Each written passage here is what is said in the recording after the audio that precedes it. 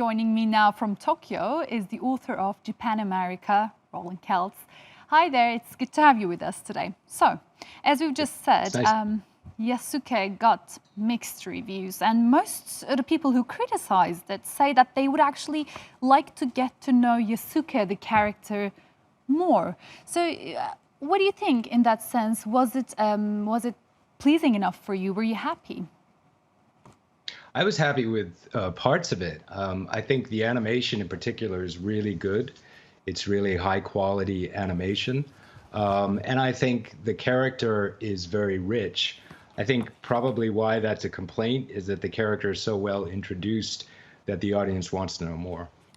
Okay, so for example, there are a handful of flashbacks in the show that highlight the key events of Yasuke's time as a samurai, but then the most of it is really based on an original plot that, takes place years after, Yasuke's events. So do you see that, for example, as perhaps the reason why people weren't satisfied enough with Yasuke's being the highlight?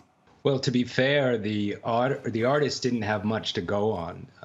There just isn't that much historical material available. Is that the character is so interesting that people want to know more.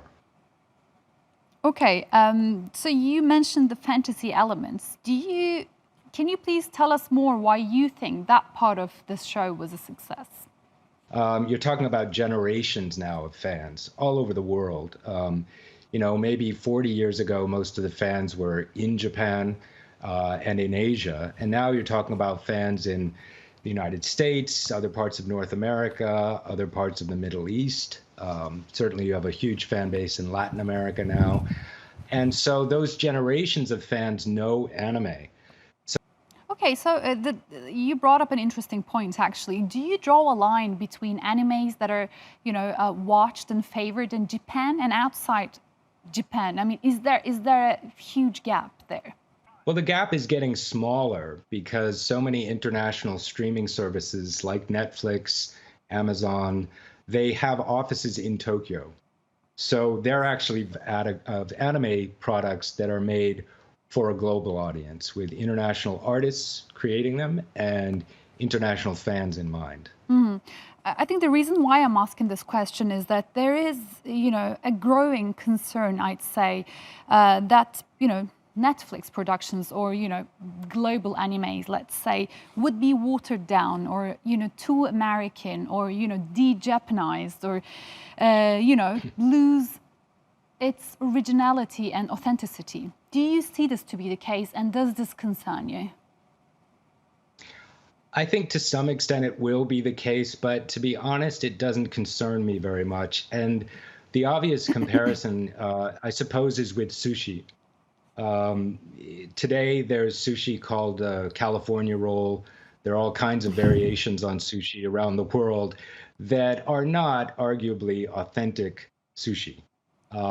At the same time, you can come to Tokyo, you can come to any part of Japan, really, and sit down and get authentic sushi whenever you want. And you can get authentic sushi at some restaurants outside of Japan. So I think the two can coexist without a zero-sum game. I don't think one is going to destroy the other. Okay, so Netflix is launching 40-something original animes, this year. So they're really betting big on anime. Do you see this to be a wise move by the company then? Absolutely. For a couple of reasons. One, the anime audience is growing, and it's growing internationally. It's growing across ethnic and racial categories and gender and the payoff can be huge, especially when you talk about a medium that can cross international borders so easily. And anime is attractive partly because the characters are illustrated. So as long as they speak your language, they feel like yours. Mm-hmm. Okay, speaking of other animes as well, how do you compare Yasuke with Afro Samurai? Because obviously it comes to mind, this comparison. Would you say that they are actually, comparable?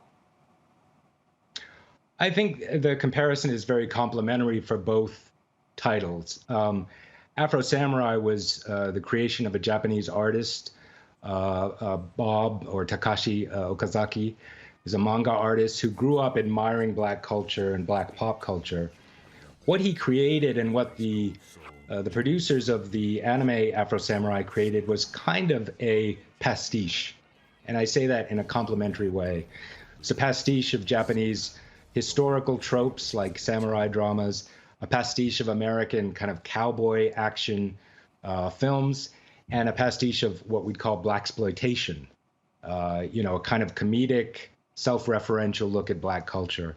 I think, we're talking about over a decade later with YASUKE. YASUKE is based on a historical story.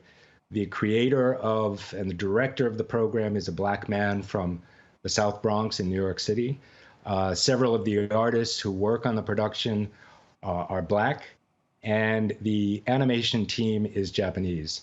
So it's something that I think builds on Afro Samurai, but has much more authenticity, certainly when it comes to Black culture, and also when it comes to Japanese history. Afro Samurai was pure fiction.